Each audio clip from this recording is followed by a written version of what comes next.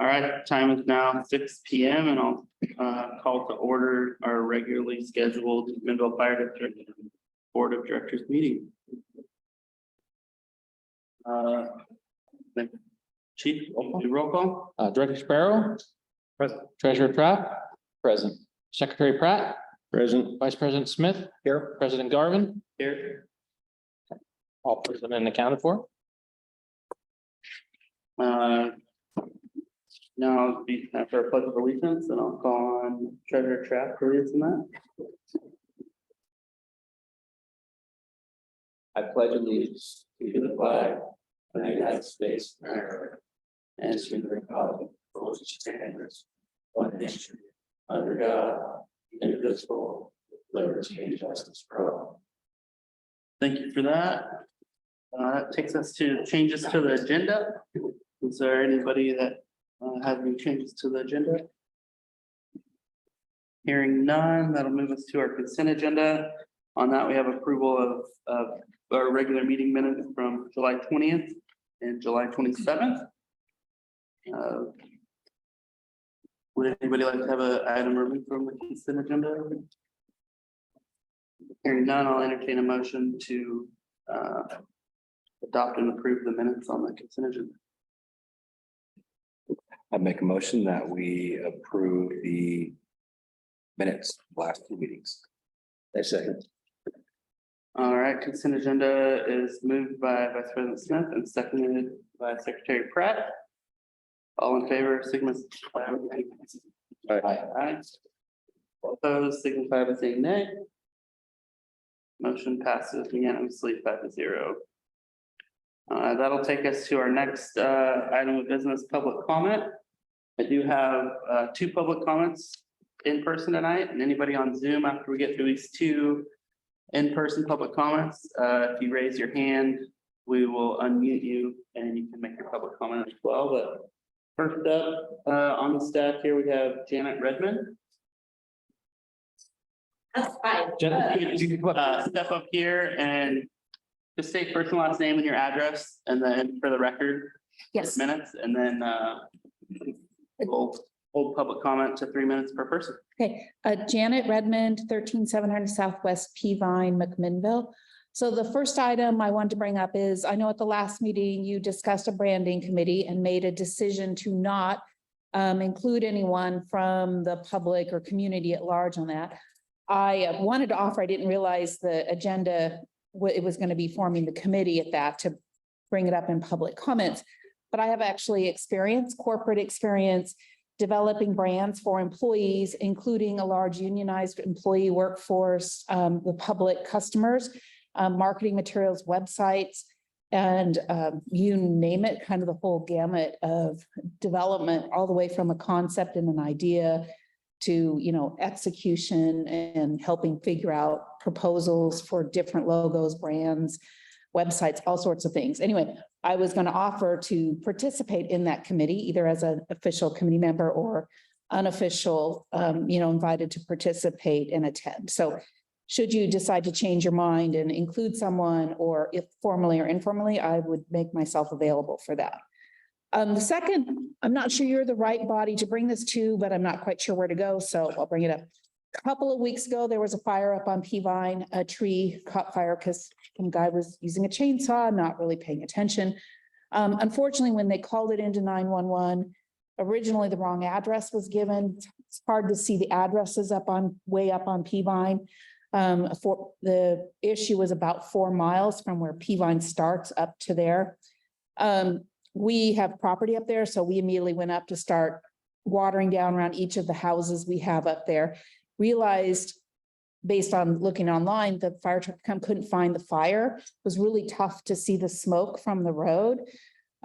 So my sister called into 911 again to provide more specifics, because we could kind of see following the online, oh crap, they can't find it. We can see it. And this is where the problem came in. She dialed 911. She was on her cell phone, ended up at a different, not Yamhill County 911 center. It took a little bit for whoever answered her 911 call to realize, oh, you're calling, you need Yamhill County. we'll transfer you. So they did eventually transfer her so she could provide the information about, you know, which driveway to go into to get to the fire. And then eventually the fire truck got there and they put the fire out, yay. But the concern was, gosh, I'm not sure how the 911 ended up at the completely wrong place. So something with the way the 911 system worked. I mean, it got there and, you know, minutes matter sometimes. So that was something we wanted to bring up. We're not sure where to take that concern. And I get self-service and towers and things, but I mean, she was 4 miles up from where Peavine starts up there. So it wasn't like she was way up at Eagle Point or anywhere, all that. So I think that's So- probably my 3-minute warning. Just quick question, crossroad from actual like fire on Peavine There is no crossroad. or address? The address was, I'm not sure what it was, but it was past 16220 before 1771, and it was the driveway on the left as you go up before 1771. Someone reported it as 16,000 Peavine. That wasn't it, because we have a home at 16220. It was past that. And before 17. And before 17771. I'm not sure what the neighbor's driveway is, because it was the neighbor one driveway before on the left. And once she provided the kind of, it's past this one, first driveway on the left before this one, they got there, got it out. So that was good. I mean, the first address they were given was just wrong. And by the time we got there, she could see the smoke from the road, but up there, it's really tough to tell, well, what driveway goes to that spot? So that wasn't really our issue. We were trying to call to say, hey, it's this driveway. And the people who had the fire didn't bother to send anyone to the road to point the fire department in either.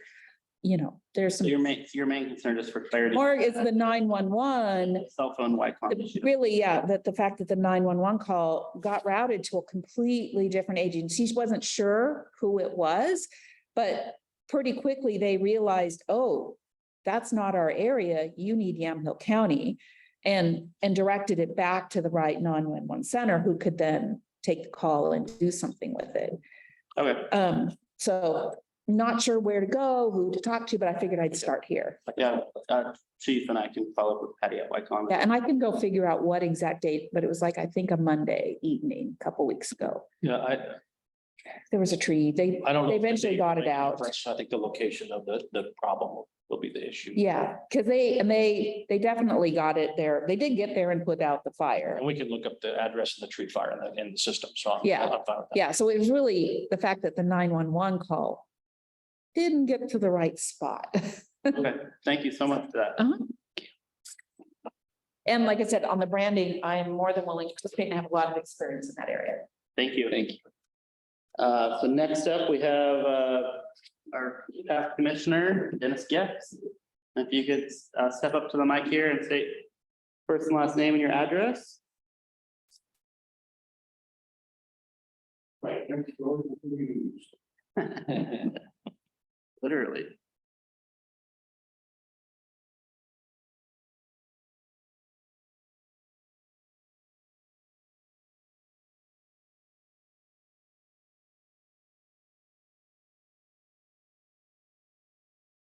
My name is Dennis Gack.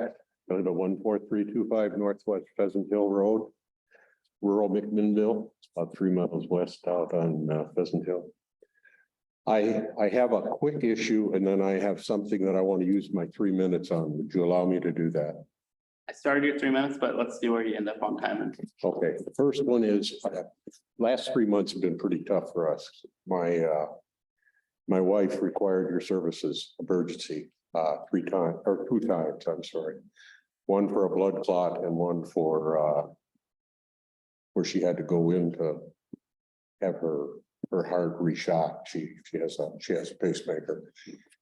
In both cases, the people who came were very timely, they were very professional, and I appreciated it. And I wanted to make sure I got that across, that we take those services very seriously, and we appreciate them when they're done well. We had one issue that came up the first time, and that's when your ambulance was refused service at McMinnville. And they wanted to send it to Newburgh. And she had the fellow come back and tell me, because I was getting ready to follow her down here to McMinnville. And I asked him what my options were. Well, we took the option where they put her into my car and then I drove her down because they would accept someone at McMinnville that was a drive-in, but they would not accept someone that was coming with the ambulance service. I was frankly quite upset about that. And I wanted to pass that on as an issue that as directors, you're going to want to, I think you're going to want to take a good hard look at. So that was my mini start. Can I go now? Yep. Okay, thanks, Evan. I oppose the fire district. I think you probably all know that. My reasoning was very simple. When I looked and saw what was going on, it seemed to me that the people within, at least within the city of McMinnville, were being asked to pay $2 more for 50 cents more service. And there was $1.50 kind of hanging out there. I'm not going to go into detail on all of this. You all know what's going on there. That's over. But that got me in this. The other was the doubling of our rates. That one doesn't concern me as much as having improved service because of it. When the commissioners were trying to decide whether or not they were going to certify the election, I sent them an email. And actually in public comment, I gave them a presentation and I sent that to each of you. So you should have it in your record someplace. I also sent Adam an email that I CC'd to you here about a week or two ago, where he told me about this meeting and coming down. There's some pieces I want to talk to you about here as you go into this.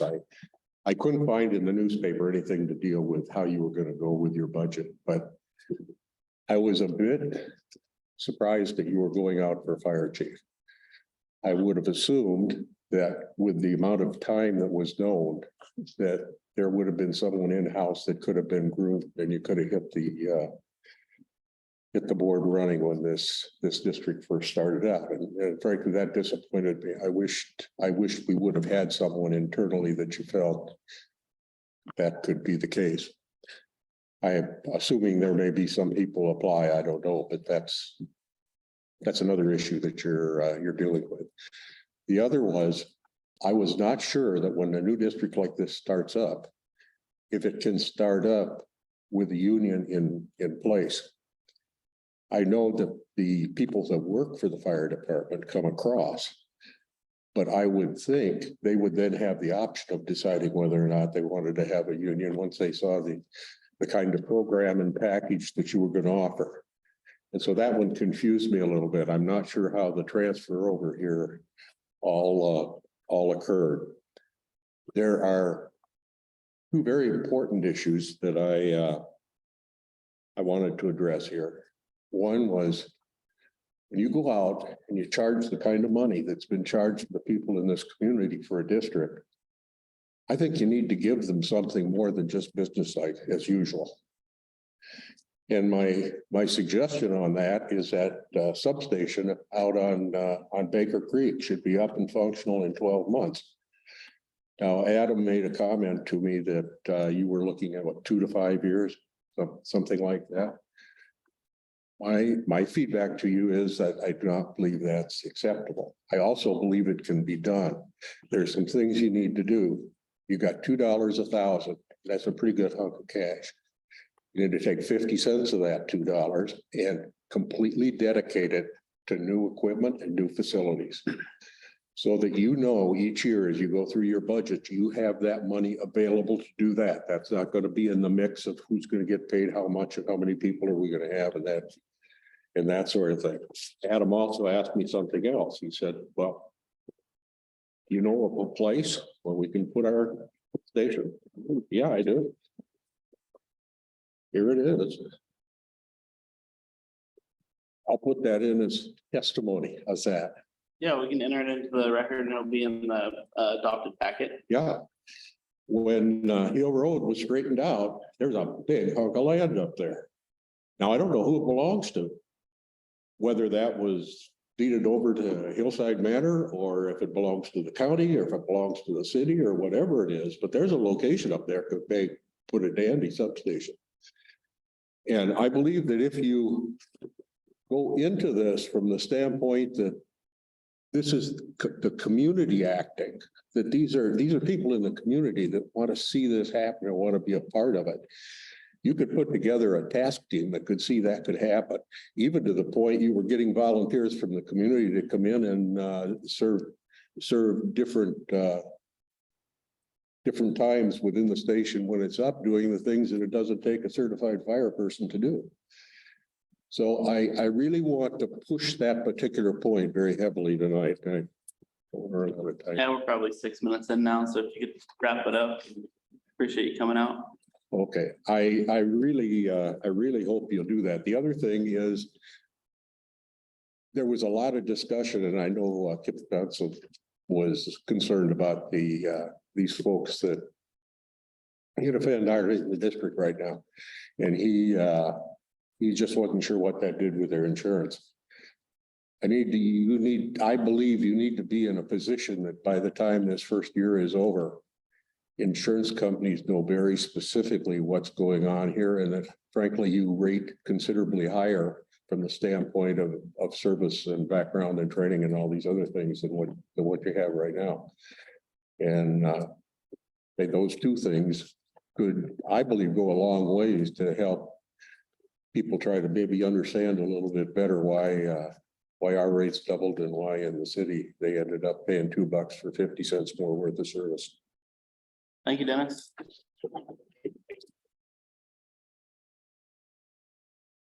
All right, that takes us to our digital public comment period. If anybody on Zoom and would like to comment, please raise your hand. Anybody, Chief Hannafin? One has raised their hand. All right, hearing none, I will now close the public comment period. Take us to our business action items. First item is item A, which is city services for the second half of fiscal year 24. I'll refer you to your packet and being briefed by Chief Lifer.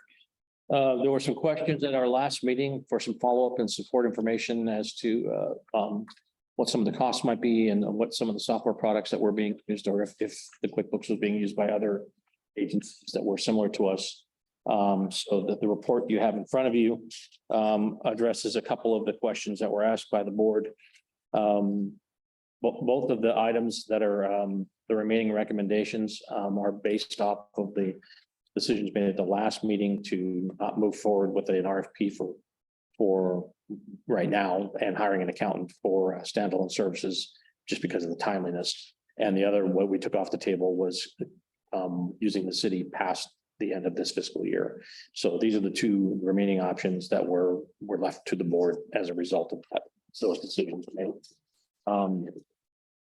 In working with the finance director, we could not ask for an estimate on number of hours or time or overtime that would be charged to the district for the spool up of using building the secondary user on the existing city platform. She couldn't really give me an estimate number of time or dollars that we required to do that, or overtime or straight time. So she felt like she just didn't have enough information available to make that decision. We did get some numbers for you on both the accounting setup costs estimates. That the estimates under 2E also include the purchase of the QuickBooks that would be for government, as well as the accountant setup and the payroll company cost estimates are coming in pretty close across the board as setup, regardless of the three that we've looked at so far, as well as the annual costs are very similar across the board. So there are some things that we want to evaluate and look further along if the board decided to go that direction, but we weren't quite ready in a position to start pushing them for information on responsiveness and timeliness and those types of things that we would want in an agreement. And then the other thing that was asked was We went through the same group of comparables that we used for the fire chief's comparables wages. We found one that was currently using QuickBooks that as an ambulance provider. There are a lot of other departments out there using it, but I tried to stay with the comparables that we used for the original process. And then they're all split up between Springbrook, Cassell, and the NWS programs pretty evenly across the board. Springbrook seems to be the one most of the group like because it's web-based and simpler to lower cost than some of the other ones, but I'm not advocating for any of those right at this point in time. I just give you the feedback on the programs that are available. So what we're hoping for this evening is a decision from the board on whether we move forward and independently break away from the city and make the moves with an accountant and a payroll company for January 1, or we stay with the city from January 1 to June 30th of end of the fiscal year. All right, with that, I'll look for questions of chief, or we also have HR Director Hedges here in the room if you have questions for her. Chief, you got a lot more experience with the financial stuff than any of us do. Do you have a preference?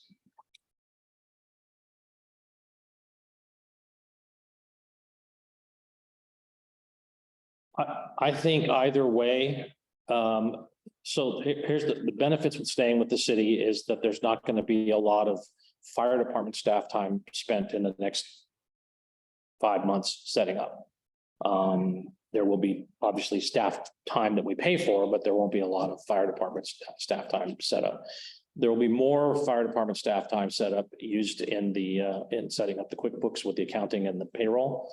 There will still be some city support staff time used for that because they'll have to transfer people and payroll and rates and those types of things over to the system and setting up the payroll company's information.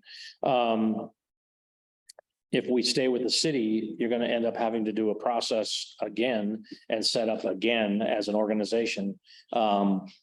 Probably starting an RFP in November to be ready by the end of January.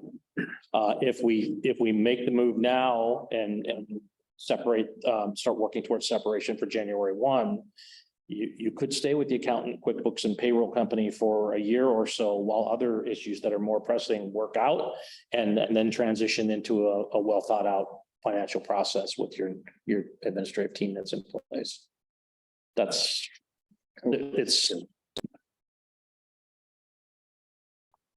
Any other questions for staff? Not being separate from the city, even working with the city, do you have an idea or ballpark of what that was costing no. them? No. I asked for that specifically and they couldn't give me an answer. Yeah. And so because they didn't have any information, they needed to give me the answer. So Just to clarify that, Treasurer Trapp, in our budget that we adopted, we budgeted $80,000 for the first 6 months and $80,000 for the second months for this. So 160 for the year. I think what we're talking about now is that second half of the year, this fiscal year, you know, that was an $80,000 number without knowing we were going to be billed for overtime. And so you're going to be north of 80 grand. Make a long story short. the other one that we didn't know that wasn't budgeted for was that they said they would also charge us a portion of the software annual costs if we decided to stay with them. Yes, we'd have a proportionate licensing fee cost as well, which from my understanding would be well over our QuickBooks licensing fee. Yeah. Is there a contractual agreement with this if we decide to go with the city as far as time frame? Are we signing for multiple years, or is this fiscal year to fiscal year? So we would have to get into another IGA with the city for services. We will have to if we choose to stay either with HR, with IS or IT, and with finance. So if we choose to use any of those services after January 1, we'll have to get into another IGA with them in order to provide those services. Vice President Smith? So just, I heard one concern expressed on option 2 around the impact on staff Right. Elaborate on that. Is that something you're deeply concerned about, that it might just be more than they can do at this time in the 5 months we're talking about? No, I think that we have enough time to do this. The build out of the QuickBooks. We have a fund account budget already built with GL accounts already built in it. So it would be transferring that data into the QuickBooks format. I'm sure there's stuff that would have to be built out, but the estimates that we got from a consultant, just as advice, was it would not take a significant amount of period of time for the accountant to build that out. On the payroll side, more of the time is going to be paid for to the city for the payroll clerk to transfer that. That wouldn't be us as much. So. Any other discussion from the board? I have some thoughts, but I was gonna let you guys all weigh in. Almost. I mean, Our staff feel that we can pull it off. That's helpful. Thank you. yeah, I mean, we're moving forward separated from the city. It makes sense to me to do it. I almost go with the cost savings or even hire somebody, Full timer, yeah. Yeah, right? Like, well, that's another position that we can go out for process for, or we can make an offer letter to somebody if we want to bring somebody in-house for finance or HR to help through this process. Or, you could always create a administrative chief position that helps with from a CFO type scope of work, doesn't have the fire certs, but understands the business side of things. And as Tualatin Valley has something like that, and I think Clackamas does. And Also feel like we have enough contacts and relationships in the community that we could find somebody to help us through this. I don't think it'd be difficult to find And resources. the timeframes for this one are less than, RFPing major software purchases and those types of things. So there's a win for that side of the coin too, for the bandwidth of getting set up and started. And my personal thoughts is that the citizens voted for an independent fire district. Let's make sure we get them an independent fire district. The unknown from the city's billing side, I am uncomfortable signing up for that. And then the cost savings we have, I think it shows us as being physically responsible with our money. Even though it's on loan right now, I think it's still good that we budget what we budget. And I think as long as they have a good conduit with all the staff around here up front, if they feel overwhelmed, that we're open to, extending contract work or going out for an additional FTE in this type of capacity. So I think that's the best route long term, and we're not going through this process twice, whether that's in 6 months or 18 months. We're doing it now, and might create a little bit more work today, but it'll create a smoother transition tomorrow. So with that, we don't have a formal motion in front of us, but I would like to at least take a straw poll and head nods so staff knows the direction to go.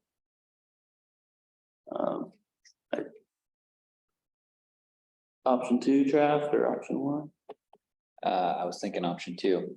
Option 2, Secretary Pratt, I'm going option 2. Vice President Smith, Like option 2. and Director Sparrow. Option 2. If we could, I didn't put a motion on there because I didn't want to tie anyone's hands. Do make a motion for me just because there are dollars involved and I don't want Okay. to, if you wouldn't mind. So with that, I'll entertain a motion for which direction we're going in relation to, I could make a motion that we approve option 2, a contract with an accounting company to set up QuickBooks software for January transition. There you go. Second time. all in favor, signify by saying aye. Aye. One clarification before we move on, and that also includes a payroll company. The title in option 2 didn't say payroll company. I just want to make sure we're going down that road also. Okay. I could modify a motion to include contract with the payroll company. So what I hear on the table by Vice President Smith is a motion for a contract with an accounting company to set up QuickBooks software for a January 1 transition along with the payroll services company. All those in favor, and a second, so good. So second by Treasurer Tract, all those in favor, signify by saying aye. Aye. And aye, any opposed, signify by saying nay. Nay, motion passes 5-0 to move forward with the non-city options. We'll get working on it.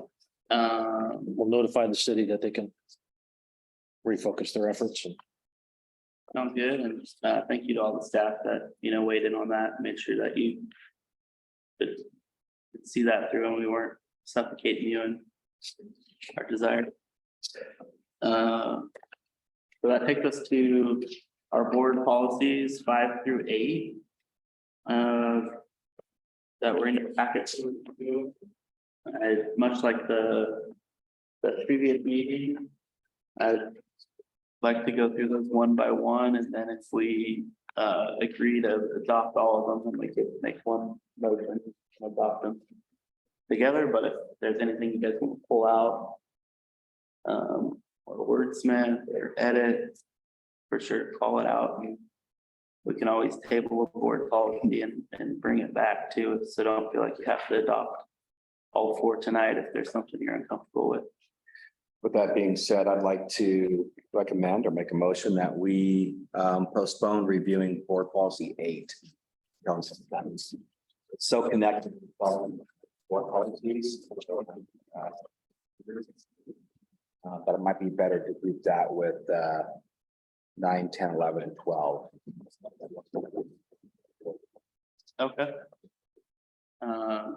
So Vice President Smith would like to pull the 8 off tonight's workload. Is there anybody that's opposed to that? Okay. So that leaves us board policies 5, 6, 7. We'll refer to your packet and have Fire Chief Lyford brief us on each one of those individually and just our own. board policy 5 of filling of a board member vacancy. A lot of the board policies follow very closely to ORS. And that's what board policy 5 really is, on how it will be notified, how it will be processed, what the options are.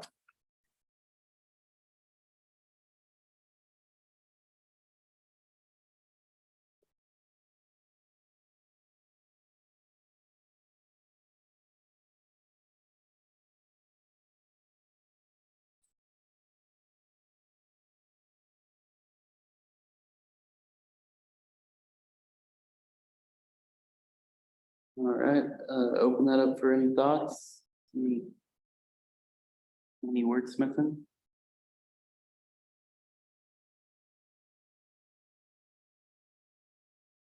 All right, It's pretty clear. with that, let's move on to board Board policy 6 is basically the relationship of the board to the chief. And it identifies some of the responsibilities of the chief as given to that position by the board. I know, I believe Vicki had something on one of the items she wanted to touch base on. Was it number 8 or 9? I just wanted to point out on number 9, it references providing employee evaluations at least annually. Just wanted to call out, we would want to just be sure that we're in compliance with the CBA, with the local, and make sure that that's matching in case there are different timelines. I wouldn't want to tie the local to that in board policy, considering that's part of negotiations. And should we call that out in that right now, like instead of it saying at least annually, say as stipulated in local 3099's contract, or? Yeah, so since not everybody's qualified under the local, I would recommend they supervise or evaluations on employees they supervise at least annually or in compliance. Okay. Yeah. I have one typo on 7. Okay. Which is referring to accordance with board policy 6. Oh. I think it means board policy 7. 7, you're correct. And then the other thing I noticed was, no, we don't yet have a personnel committee. Right. So you serve as that committee. One of the things that, as we, personnel committee, any of the type committees that we have established, next meeting, you'll see the same thing coming down the pipe. Yeah, you're the catch-all for all committees that have not been established. Thank you for the clarification. But you're right, that would be one of the things that we do need to add. Okay, What did you say? Or in? anything else in board policy 6? I would also, clarification, when we're talking about number 10. Other matters requiring the board's consideration, pretty broad. Mhm. But what I was thinking of, and we're already doing some of this, just discussions and reporting back about call volume, run stats, things I know we're interested in hearing Right. about on a regular basis.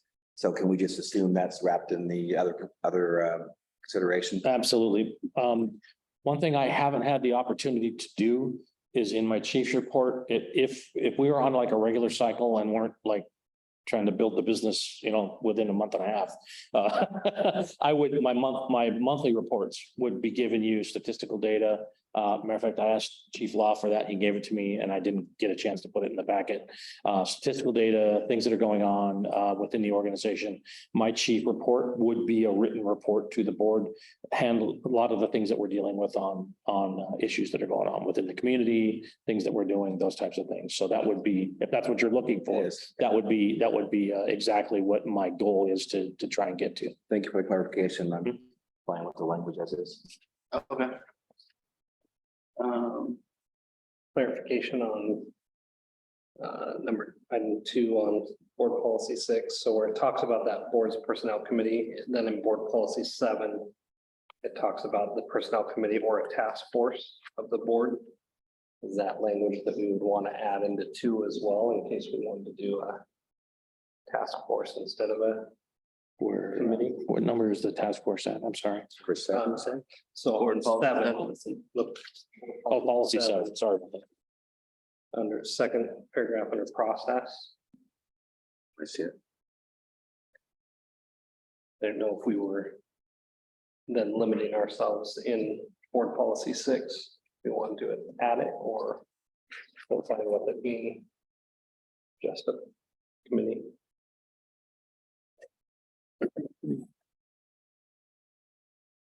I would just say that It depends on how long you want to have that together. If it's gonna be a task force, it's set up for a very specific purpose for a very specific time.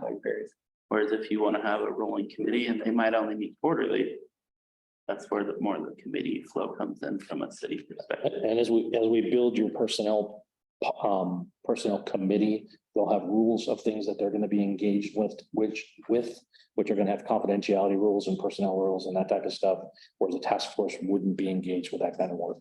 So. Question I had as far as relationship with our chief to the board, you stated previously that certain budgetary items over a certain dollar amount have to be approved through the board. Is that something that should be in this packet as well? Or is that in like a standard SOG somewhere or? So there will be a board policy that's being crafted right now by our attorneys on spending authority by the CEO or chief of the organization. I'll speak a little bit outside the scope of this just to answer that question. Next meeting, you will have a complete procurement policy, basically adopting your own purchasing rules in accordance with rules of the state.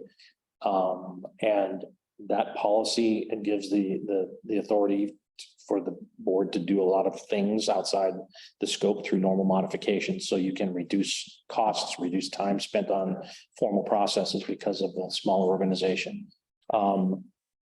In that, not attached to that, but with that, it won't be at the next meeting, but the meeting after that, I believe, we will have the recommendation with the policy on the expenditure limits for the CEO of the organization.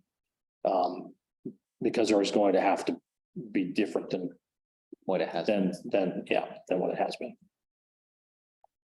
All right, so sure, it'll be our purchasing policy, not our chief Right, it wouldn't be in your board relationship. There'll be a purchasing policy coming to you here in the next couple of weeks. It's good to know. Sorry about that. I got Oh, good. sidetracked. I spent all day in procurement roles. It's stuck in my brain. Any other questions related to board policy 6? All right, that'll take us to board policy 7. Now, in board policy 7, this is the evaluation of the fire chief position. There are like a variety of ways to evaluate the fire chief position. I plugged them all in there. And then I brought the person who understands evaluations with me. The professional evaluations person to help maybe walk you through what's a good way to do it, what's not a good way to do it. I'm not advocating for any one particular way or not. I just wanted you to have all the tools to choose what might work better. And again, this is a board policy, so if you go down the road, you find something doesn't work, you can always come back and revisit it and change it up. But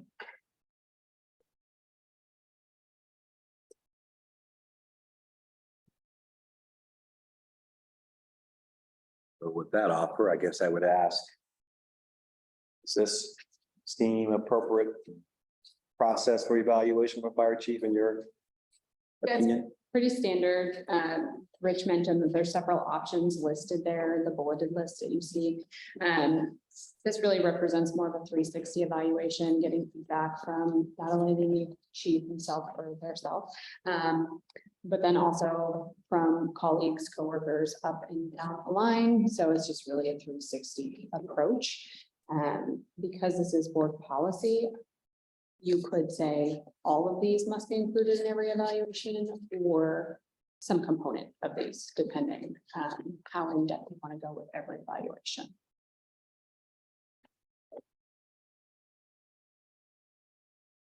Thank you. one note, the more you select, the more administrative work and time it takes to go through the process. That shouldn't be the factor waiting on whether or not your chief is doing what they're supposed to be doing or not, and making sure they're getting evaluated appropriately. But I just want to make sure that as we're going through those processes, that some processes take longer than others, and more administrative time in tracking and I do like the option to have it included in there, may include some or all of these. That way we have the option if there's a more in-depth look that needs to be had, at least there.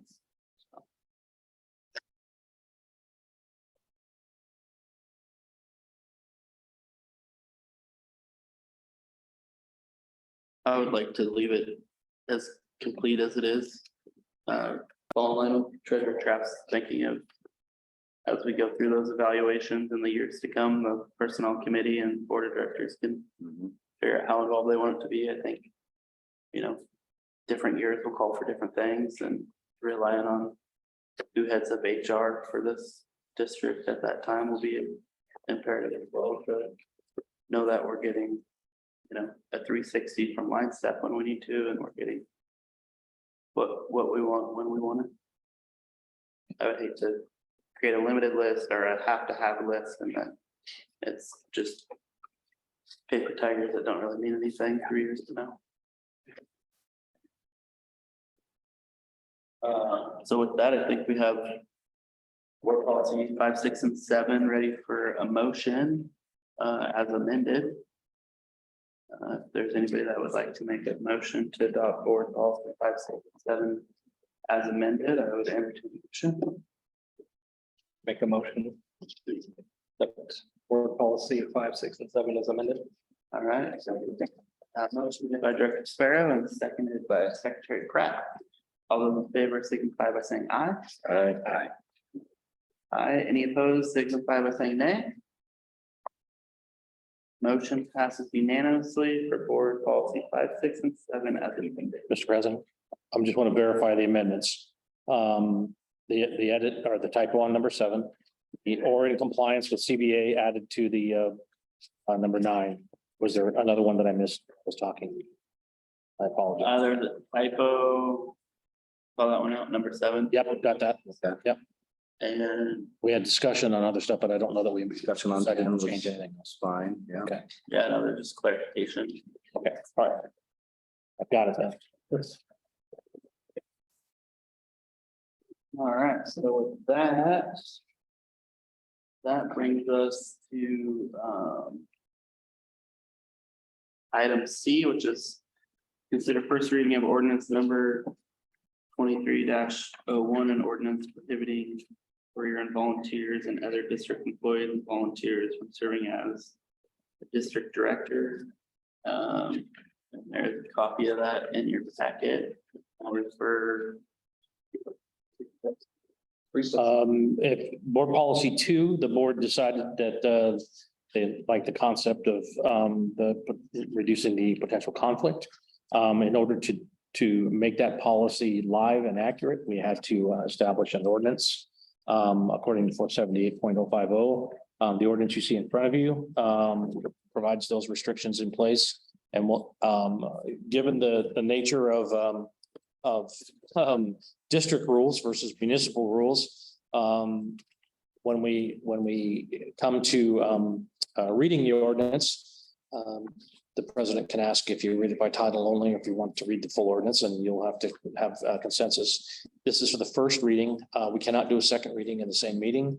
We have to do a second reading after we post for 6 days, so we can't bring this back for final approval until next Thursday. And this will get posted tonight or tomorrow morning. So it's posted in enough time to be ready for next meeting. So I just wanted to verify and clarify on what the ordinances and the ordinance rules, of course, for districts are a little different than cities. We don't have to wait till October. We don't have to wait till October. And both of these ordinances have been reviewed and evaluated by the Truman, our attorney, for accuracy and insurance they're meeting legal compliance. All right, now open up for questions.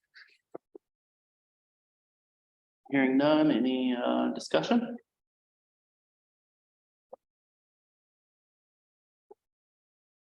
Hearing none, I would open up for a motion, just read from your memo in your packet and just change the date to August 17th of October. If you wanted to make that motion. Oh, jeez. Sorry about that.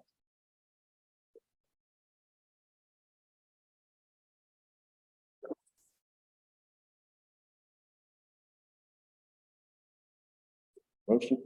Yeah, I'm ready. to do it. I'll make that motion. We approve ordinance number 23-. We need to read the headline there. That's right here. Motion to approve ordinance 23-1. As first reading, an ordinance prohibiting career and volunteer firefighters and other district employees and volunteers from serving as district director. The second reading is scheduled for regular board meeting on August 17th. Can I hear a second? All right, and a second, I'll second it. motion by Secretary Pratt, second by Vice President Smith. All those in favor signify by saying aye. Aye. Aye. Any opposed signify by saying nay. Motion passing unanimously, and also that our meeting.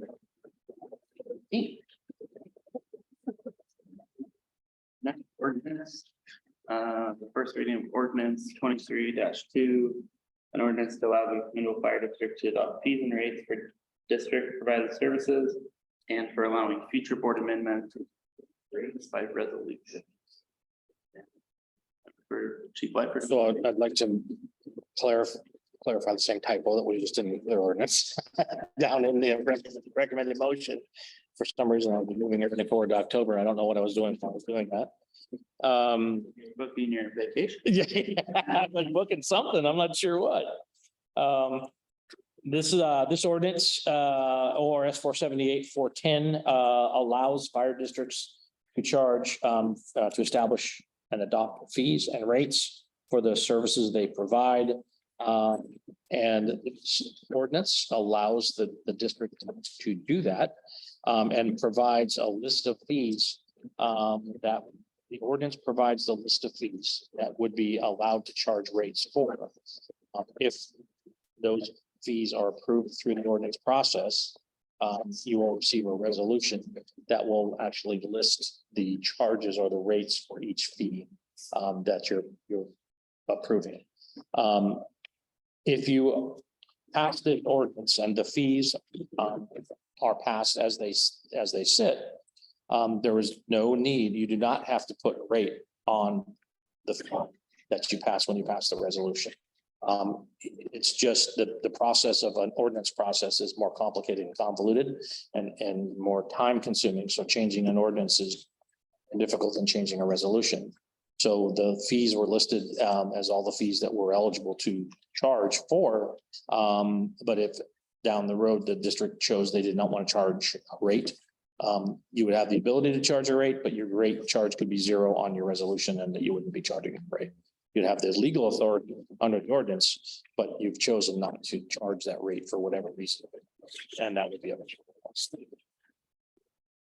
If that makes sense. Did I ran. How much is what we're open for it? And so some of these things that are listed out here could be a zero item. I know. Kind of in lieu of agreements with other stakeholders in the community. Encourage.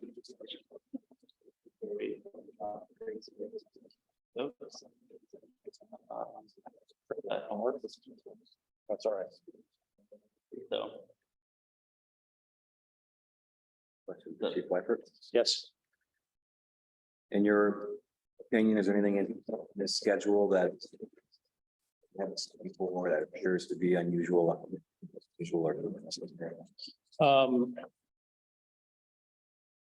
All of these came from other organizations, so that these are not ones that other districts. These are not ones that we made up. There is one fee, and now this is the resolution that's published, so we'll have to work with this resolution. I would suggest a modification to the ordinance tonight, move number G. Unfortunately, I printed and posted the original ordinance instead of the one that was modified, so I apologize for that. G was one that was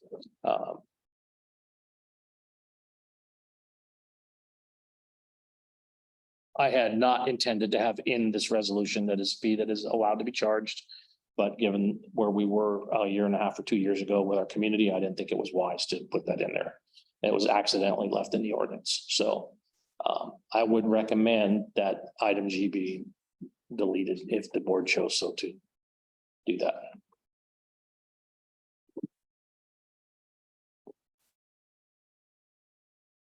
Left that in there. And we start having an issue, it'd be easier for us to start charging them again. We're charging them for It would. what's it called? Look it out now, it'd be harder to add it in. You have to go through the public notice process, putting stuff in the paper to get an ordinance adopted and hitting time windows where. With the fee schedule, it's more of a housekeeping item. It's on the agenda, it's voted on. If it passes Through the process unanimously, again. it's adopted. If it's not passed, it goes back to the next meeting. So. It doesn't say we couldn't ever put that back in our rate structure. It's just what we went through as a department, as a city department, and then as well as what the state's seen legislatively in the last couple of years, and then who we engaged to get this district passed. I think removing item G would be the most transparent option to go with. And if we do have issues with those facilities, to engage those organizations that have stood up and from the state legislative process. They have a conduit now that has MS background, have been successful for our call volume when our admin got results. And so I think banning any claims at this point in time would be in our best interest. I'm good with that. I apologize for the error. That was not. Need a motion for that or? We would need a motion to adopt this, and then you could say a motion to adopt amending item GB. Or as amended with item G. Or So make. And yes. item G removed. Okay, then I would do that. Then I would make a motion that we adopt the ordinance as written with item to be removed. ONF.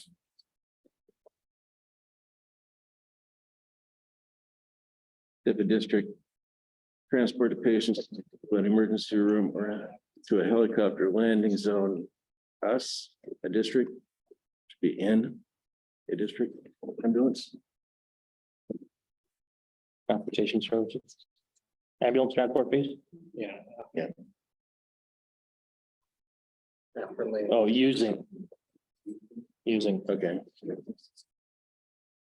Thank you. thank you.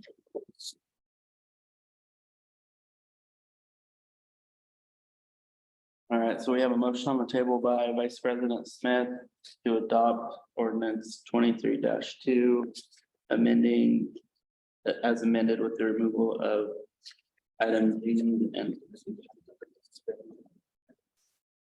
And do I hear a second?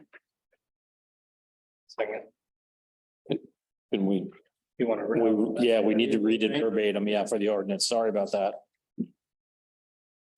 I'd like Yeah, it's just this one. with the amended thing. Yep, Yes. And you want to mention, removing item G. Amended. remove item G. So checking item F. So I get this right. So make a motion that we approve ordinance 22-2 in its first reading. The ordinance to allow the McMinnville Fire District to adopt fees and rates for district provided services and allowing to support amendments of rates by resolution.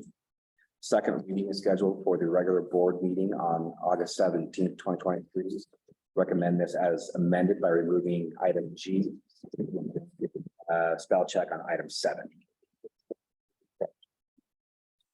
All right. And second.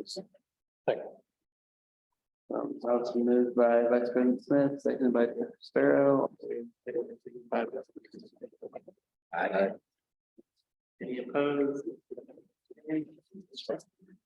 Motion passes unanimously for ordinance number 23-2.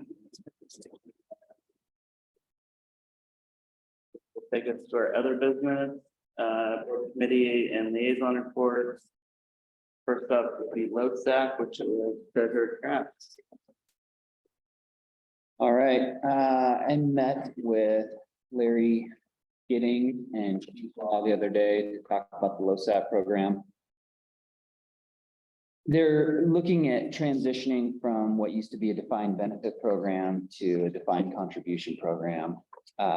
Obviously, with everything that's going on with starting the fire district, they understand that this is going to be a kind of a longer process, and it's most likely not going to be, we're not looking at approving anything until the new year. So right now it's more getting the language in place. And for me, it was learning about the process. Larry, who's leaving this next month, has kind of been holding that torch almost alone for the last 20 years. As far as the process that he's used to accumulate points and decipher who gets what benefit, that sort of thing. So they're looking at a more transparent way of coming up with this reward program, which would be a point-based system based on drills, meetings, responses, and so forth. So I'm still getting my legs underneath me as far as all the financials and all that with the annuities that are currently in place. And we do have, I believe, 5 people that are collecting that benefit currently. We have some that are coming up in the next year that are 2 more, I believe, that are going to be also collecting on that defined benefit program. So more to come. Okay. That, just for the board's, for information purposes, that is part of the asset transfer from the city. Investment dollars that are in that retirement program. So Understood. Look forward to meeting with Treasurer Track and hearing a little bit more about that. Next up would be the branding committee that we spoke to and kicked off last meeting. I know at that meeting, I myself was voted to be appointed to that after some thought, what we have going on with the transition from the city finance wise, our chief's process. I would like to pass my spot on that committee off to Director Sparrow, who I've spoken with, and he's agreed to. So from this board's perspective, we'll have Director Sparrow and Treasurer Traft on there. From the volunteer organization, we have Lieutenant Zinda. And from admin, we have Hi, Darby. Chief Darby. And from local 3099, we have President Godfrey. So that's who's on that committee. I'll leave it up to the two here that are on the board to figure out a meeting schedule with those other individuals and figure out what you guys want to focus on and if and who you want to engage from the community to kind of bring that all around. But every couple meetings, hopefully we get progress made and get something that we can start printing and using and getting away from our Microsoft Publisher word art. Hey, that was a good part, man. It was. I remember it all. So from there, we have board information reports. I think at this point in the meeting, I would just like to call out for an update on our fire test process with STAO and then Director Hedges would like to brief us on that. If there's anything we can do, dot any i's or cross any t's, we're here for it.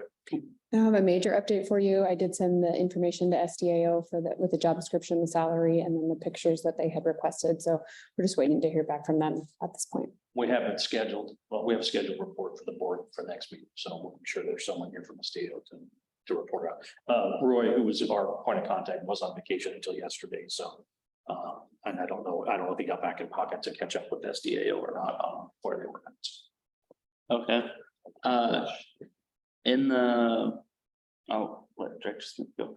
The question is just clarification for me. Are they also managing the process? The actual competitive process So their scope of work will be whatever the board would like it to be. within that dollar amount that we. Yep. Okay. Did Roy mention like a publishing date? And I know you said we'd have a report next meeting, which takes us to the 17th and. He did not to me when I engaged with him, and that was right before he's going out the door. So Okay. I will push for tomorrow to see if I can have an answer to the board and get it out to you. The goal is as soon as possible. Okay. The scope of work is a different animal than getting it published, so. We'll out the door. Yeah. And we talk about like opening window, or we settling on 30 days or 2 weeks or 2 months? That will be in the scope of work, what we want that process to look like. So it'll be up to the board to decide Okay. what that process is all the way around. Is that something we could discuss tonight and you could relay that to him? So he has it all. That's buttoned up? Yeah. If we had a predetermination, they'd probably get moving on the posting. So there's some different organ chiefs on daily dispatch, one of which is Canby. They went for about a 30-day window. And then it looks like they're taking about a month to sift through applicants and then do a 2-day interview process with the position start date about 6 weeks out from then, with the November 1st in pocket. So obviously our dates would be pushed farther out, but my question to the board would be, do we want a 30-day application window, a 2-week application window, a 2-month application window? What do we feel is proper? And I think the more information we can give SDAO before our next meeting, the quicker we can get this job posted. And we know for a fact we're gonna have an intern chief because Chief Lightfoot's gone October 1st. But I think for everybody involved, the shorter window you have an interim chief before our new hire is in pocket, the better. If I could just add, there's also the option to do an open until filled, so you can do a set date. Applications have to be in by this time for first review. But then keep it open in case we don't find an applicant that's suitable in that first round. So that's also an option. Okay. And if we went that route, is that, that's kind of like a line in the sand. So if somebody applies after that date, they don't get to go through this first process. That Right, You're just first in the queue for next round. right. Okay. Knowing that, is there any thoughts among the board, or is it something you guys want to table and push this out? I just wanted to. I know a number of you have expressed interest in keeping this top of mind, so. So Canby went for a 30-day open window. Yeah, they're July 27th through August 24th, which roughly 30 days. I think they probably just went Fridays to Fridays. Does it seem like a short time for you, chief, or?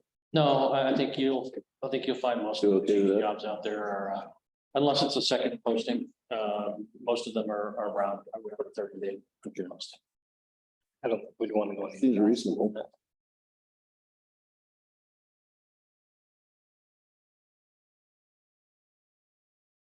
Yeah, so it's basically four weeks. It's Thursday to Thursday.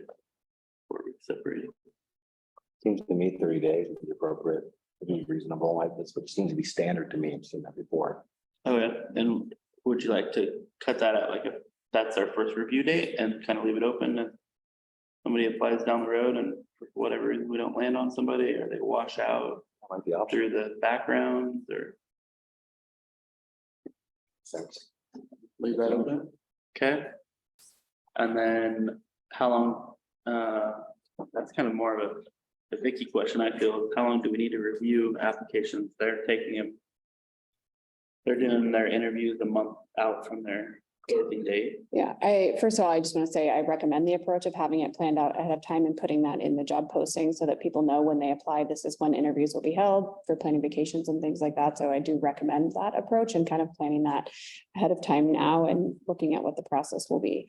I imagine in this process, there will be a review that the board does not have to be involved in, but they can. So it's really up to the board how involved they want to be in, okay, they want to review every application, or they only want to review so many, however many you want to review, the top 10 based on scoring matrix, like whatever you want to see, we can design the process that way. And that will reduce the amount of time it takes to review applications if you're only reviewing the top 10 or 15 or whatever.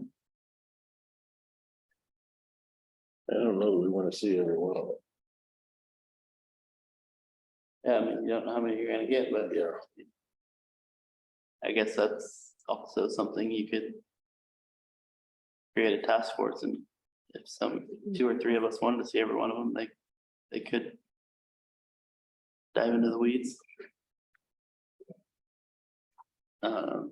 When you talk about that scoring matrix, is that something that SDAO would do and then give us the top 10, or is that something that we would have to?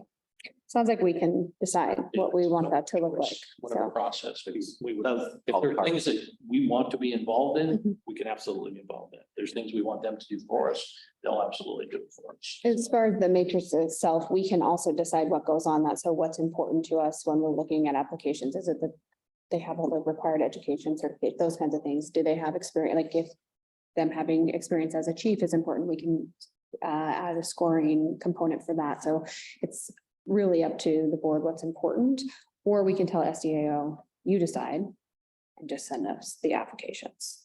Yeah, so that was the benefit of going with the SEO, is it's a set fee at $6,000. And the process is what we designed the process to be. So it could be, we design the scoring matrix and they apply that matrix to all applicants and give us the top 10. Could be we review every application and they're in the room helping coach us through those reviews. Could be we do whatever. From my understanding. As we're walking through this process, the scope of work is going to ask questions. And I guess since we're having the conversation, I'll follow up with, does the board have any thoughts on what they'd like to see? The more we can, I didn't put this on the agenda tonight. I feel I'm not trying to make decisions. I'm just trying to have a dialogue to get the flavor. The more we can get for the flavor, what the board's looking for, the faster we can work through the scope of work process and not have to keep bringing it back to the board. Has there been a thought from the board's perspective of what they would like to see as far as the actual process? Once the applicants are invited here for interviews, are you looking for a couple of panel interviews, a community interview, a board interview? What are your thoughts along those lines? Yes. I personally think with how much we would like the chief to be, forward facing, that having some panel interviews with stakeholders and, an open house for community members, maybe in the flight over hors d'oeuvres for our final two, or maybe the finalists for meet and greet before we get into contract negotiations. It's kind of where I see it going, but I definitely want, a panel of. And then the final candidates coming to the board in executive session. Can you elaborate on your thought earlier about creating a task force for this work? So I think if there's an appetite for every application to be reviewed and not everybody from this board wants to be on there, we could create a task force for application review and basically to just create our I don't know, verified, that's not the right word, but yeah, our top 10.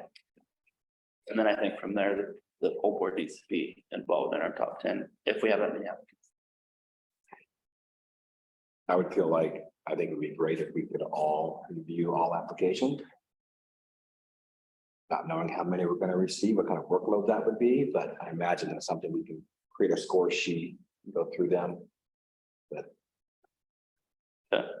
I know we're all busy, so that might not be the best idea. The other thing would, if it is all of us, that's a quorum, so that'll be here in a public meeting on a Thursday night.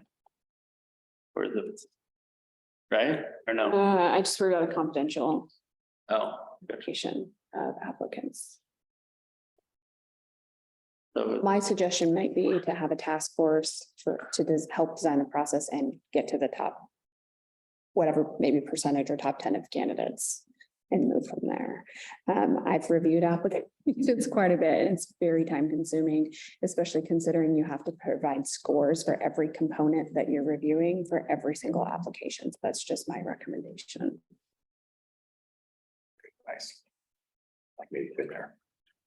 okay, so with that, do we want to put a number on it or do we want to do percentage? Like we're gonna bring for the top third or the top half or the top quarter? I think 10 is plenty of choices. Depending on how many you get. We only get 10 now. 10. You only get 10, do we want to have all 10 in front of us? Their applications, yeah. I mean, You don't know whether they're all qualified to meet the minimum qualifications either, so. We bring a percentage of those that meet qualifications, bring those forward.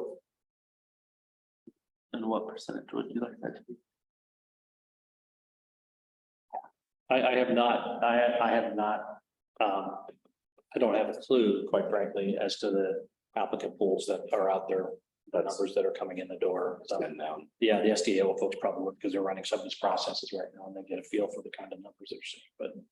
You don't know how many apply to like McMinnville? I mean, it could be, no, but it could be no more than 10. If your 10 is your number you're looking for, you could make it no more than 10. It could hamstring us possibly, depending on the quality of the candidates. Same time, make it more efficient by having a certain number, only a certain number that we're going to review that level. You also could review the top 10 applications and decide from there how many you want to interview. So it could just be another step in the process. Not that you have to interview all 10, but you would receive the top 10 applications and decide from there how many. that was my That's understanding. where you're going with that, yes. Is that we would look at the top 10. To clarify, Vicky would like her recommendation is a task force to set the process for applications, for all applications. And Director Sparrow's wish is that process then establishes the top 10. And those top 10 applications are reviewed by the whole board. And out of that top 10 list, we'll decide who we're gonna bring in for actual interviews. Through that interview process, we'll get a top 2 or top 3 that go before panels. Our task force will be looking at everybody who qualifies or everybody. The task force will be looking at everybody. So the task force is going to narrow down or develop the process to narrow it down. Yeah, to the top 10. Did I get that right? I was just trying to filter everybody's conversation. Top 10.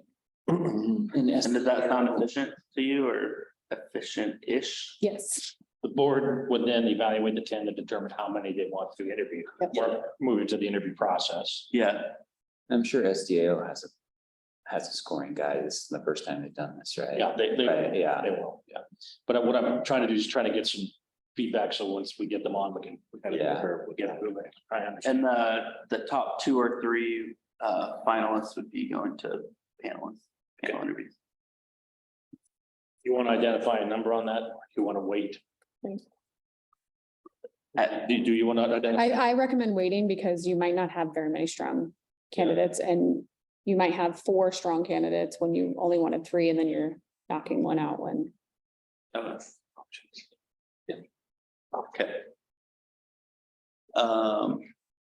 So with that, I'll take a nod of the interest level to serve on the task force with the understanding that Vice President Smith and I will meet after this meeting and make a determination on who will be on that task force. Any interest on the side to be on that task force to review every application we get? I've got time, I can do it. Okay. Any nods down here? Yeah? Yeah? Sparrow? I don't have the time, unfortunately. Got a couple committees that I'm on right now, which is First one About raise what I- his hand. right. That was easy. All right. All that. So it's, Brian. Well, Brian and I will chat and we'll, I'll meet with you Monday. And then we'll have a motion for our next meeting. Okay. And then, so timeframe wise, say theoretically, we run this for 30 days. We want our interview process 30 days from the closing date or from the first review deadline date. We could do that. We could start with an end date in mind and work backwards in the rest of our process. That's fine. Okay. And then do we want our in pocket date 6 weeks from there?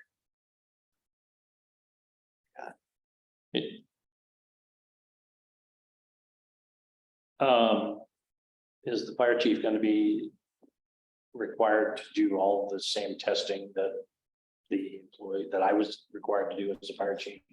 Psychological, medical, the whole deal, or is that not going to be a requirement? Because if that is going to be a requirement, then that's going to push out the time frame. I'm not advocating for not, So because it's like, didn't work on me. you can put a caveat, you could say 6 weeks from passing of final review, so that would be second eval and all the stuff you just mentioned. Yeah, it's a conditional offer. If we, you still have to decide what you want that to be, but I just want to make sure that we're. Yeah, Time frame wise, that's getting into some of those folks. have any words of wisdom? We don't have to set a firm date either, right? We could say with a goal of, so that obviously if processes take longer, but it would be good to have it in the posting to say like, this is our goal. There's other things that might knock that back, like a site and background evaluation, but Or moving. Yeah. If they had to. Right. But that can also be part of negotiations with the final candidate. Would you guys be comfortable putting a December 1st date in there with the ability to negotiate that? You know, that is holiday season as well, so if they're not a local candidate, then obviously I would like them to have the flexibility to spend their last Christmas at home, but. Or do you want to just leave that empty?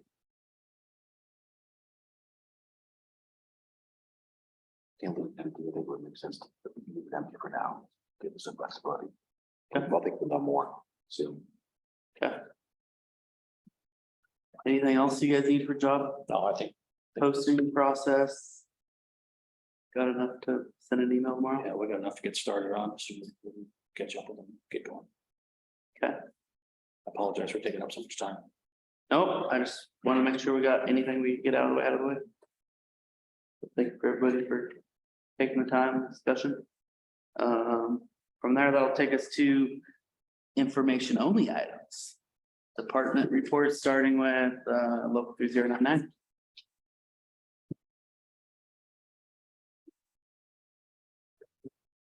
All I have is a reminder of the softball tournament, and I haven't seen any of you guys sign up for it yet, so let me know if you need to be on a team, we'll get you placed.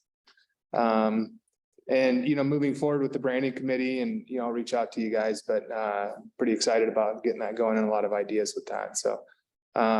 Appreciate you keeping us involved in everything with everything that's going on. That's all I have. All right, it's like volunteers aren't here. Do you have anything for them? I don't have anything to pass off. Okay, so that takes us to item 3, the fire chief's report. Or Scott? chief's report. Scott, how many calls do we have in July? 800? 10% more than last year. 10% increase over last year's call volume for July. I apologize. We're busy working on the agenda, so I didn't have a chance to get that report out to you, but I'll forward that to the board.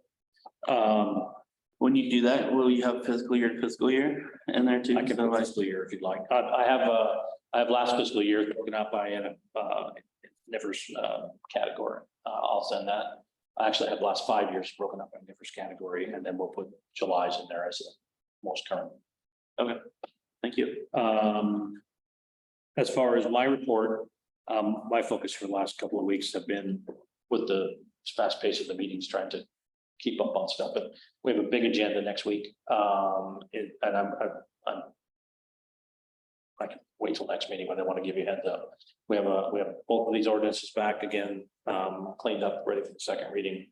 We have the resolution for the rates, which will be in that agenda. We have the other policies that we're working on, including the one that we slid to that account. And we also have a procurement policy that will be coming to you, and I'll get that to you first thing in the morning. I want to make sure you are aware in that procurement package, there's 100 pages. 90 pages of that are actually the state procurement law, as it currently is. The first 90 pages are. The last 13 are the edits and amendments that the legal company did to work on that and reduce the increase the flexibility for the smaller organizations and reduce some of the costs in procurement processes. So the agenda will speak to all of that, but you're going to get a document as all that other work plus a 100-page document. The whole first 80 pages, 85 pages are the current procurement laws that's come through the Attorney General's office. So I don't want you to think you have to. You feel free if you looking for something to work through, but all of the amendments and the changes that will be coming to you on the last 13 pages of that document. So, and I just wanted to kind of give you a heads up. That's what we've been focusing on. The other thing coming down the pipe, I believe your emails are set up as the computers are in.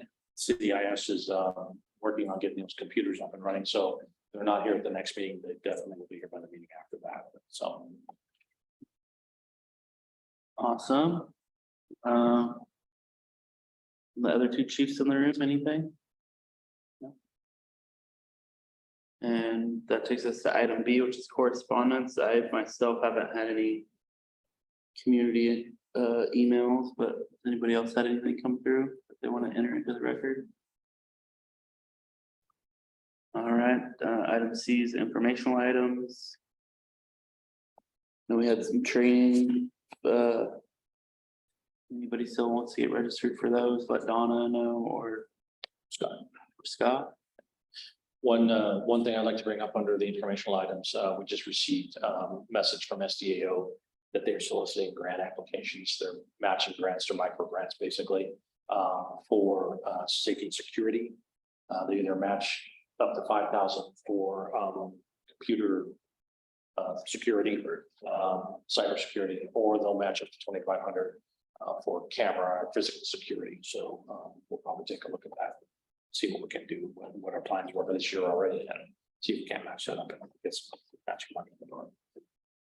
Do we have much video surveillance right now? We have camera needs. Our system is not working. It doesn't record right now. We can look at it and see, we can see throughout the station, we can see outside, but it's not recording. So we do have to get that up and repaired at a minimum. We need to add several other cameras too, because our vehicles are getting broken into. Okay. I'll chat with you on Monday on that. I have a couple vendors, local vendors in mind. Okay.